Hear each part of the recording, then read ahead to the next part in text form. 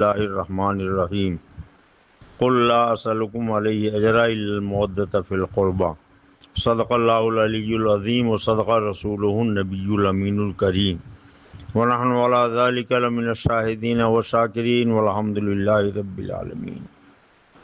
مولایا صلی وسلم دائما ابدا علی حبیبک خیر الخلق کلہم۔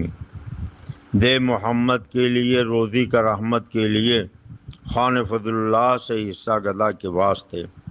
اللہ رب العزت جل مجدہ الکریم نے ارشاد فرمایا، اے محبوب تم فرماؤ کہ میں تم سے کچھ نہیں چاہتا سوائے اس کے کہ میری آل سے محبت کرو۔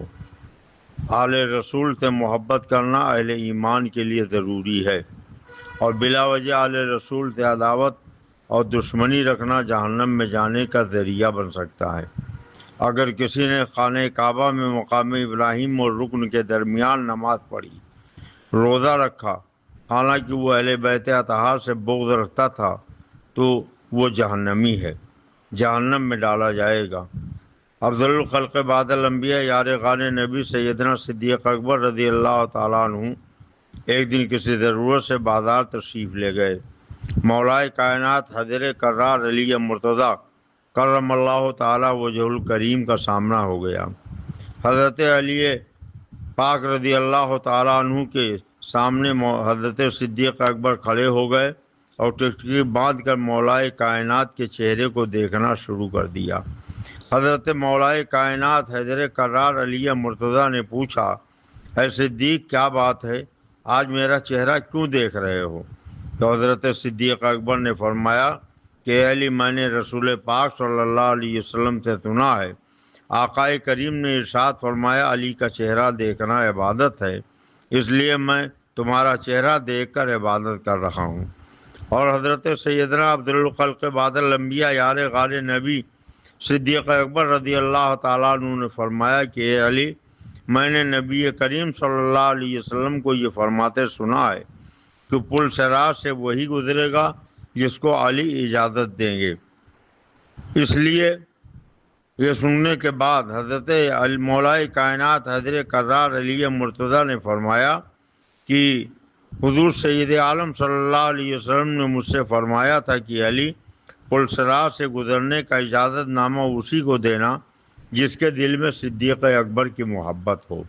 تو الحمدللہ ہم آل نبی کو بھی مانتے ہیں، اصحاب نبی کو بھی مانتے ہیں۔ میرے اعلیٰ حضرت فرماتے ہیں اہل سنت کا ہے بیڑا پار اصحاب حضور، نجم ہے اور ناؤ ہے عطرت رسول اللہ کی۔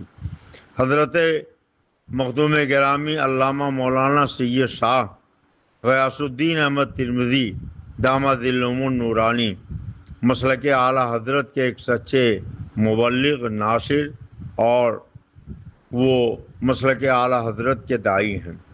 شرق و غرب، شمال و جنوب میں پورے ملک میں جدھر بھی جاتے ہیں صرف اور صرف مسلک اعلیٰ حضرت کے نشر و اشاعت کا پیغام لوگوں کو سناتے ہیں۔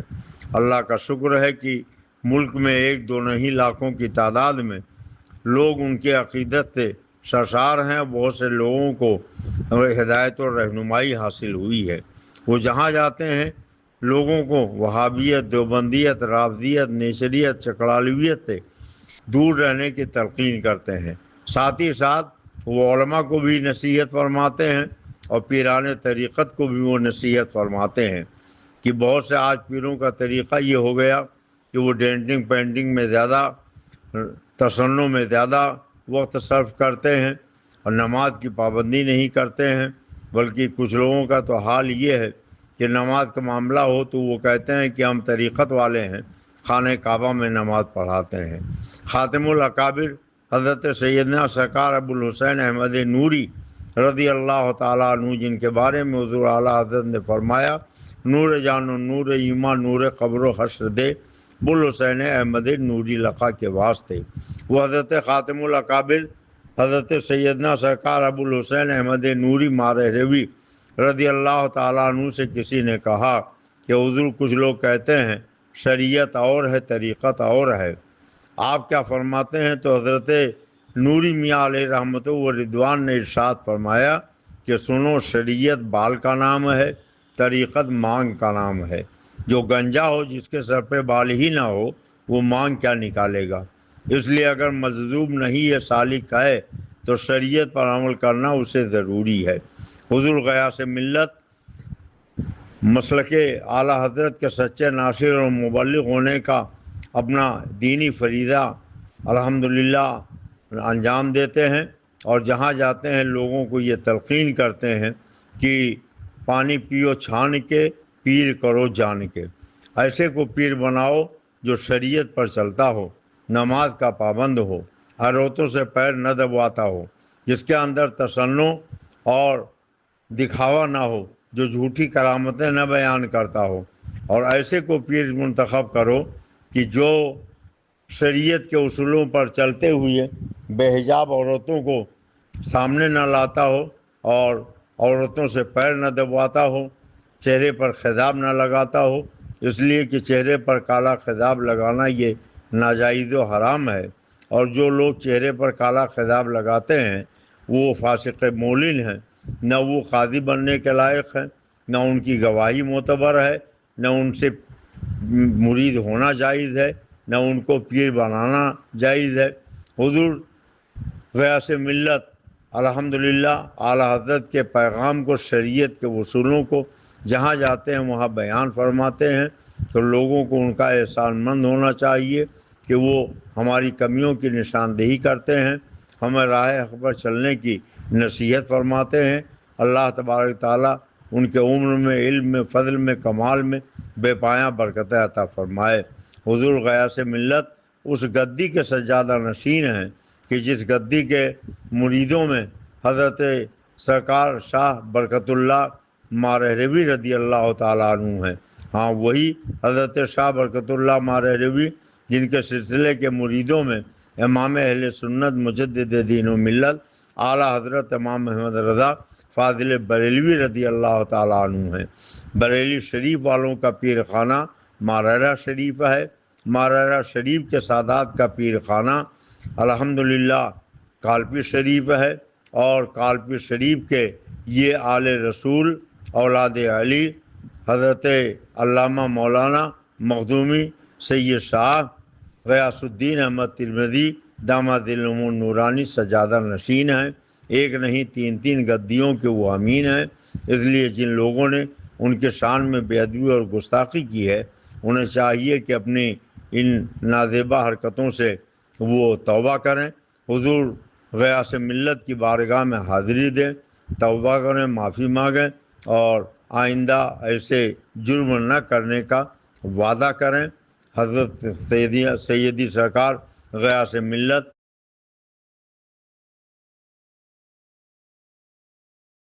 کرنے کا وعدہ کریں۔ حضرت سیدی سرکار غیاث ملت صاحب سجادہ آستان خانقاہ کالپیہ الحمدللہ اہل سنت کے بے باک مجاہد اور شعر ہیں، نقیب ہیں، مسلک اعلیٰ حضرت کے داعی ہیں۔ اس لیے ان کی شان میں، ان کی بارگاہ میں جن لوگوں نے بے ادبی کی ہے، انہیں چاہیے کہ وہ اپنی اس حرکت پر ندامت کا اظہار کرتے ہوئے حضور غیاث ملت کی بارگاہ میں حاضری دیں اور ان سے معافی مانگیں، توبہ کریں، آئندہ کسی بھی آل رسول کی، کسی بھی سچے پیر کی، کسی بھی سچے عالم کی توہین کرنے سے باز رہیں۔